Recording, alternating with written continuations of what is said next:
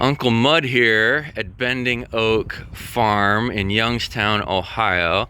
Check this place out. Beautiful weather. They brought out the good weather for me. It's been miserable here until just like today, and this is just perfect. I came out to check this out. We're gonna do a pizza oven in June, but I get to see this lovely thing. And your name is? Hayden Metallic. Hayden. Hayden Metallic with an H. Hayden, all right. And this is? A forge. A propane powered forge for your blacksmithing. Oh, and you made your own anvil.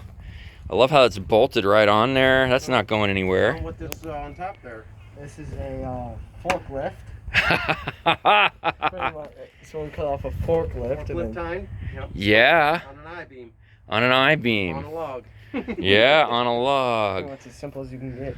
Oh, Hayden, this is really great. What are you gonna make? Knives. Knives, Mainly yes. Knives. What's your favorite steel to use for knives? I haven't made any, but probably D2 tool steel. That's the most common. I've seen people build some really lovely knives out of old leaf springs. Yep, for throwing knives. Yeah, because it's cheap while we're learning how to do things. Yep. Oh, this is great. And a blacksmith in Kent built this for him for free. All right.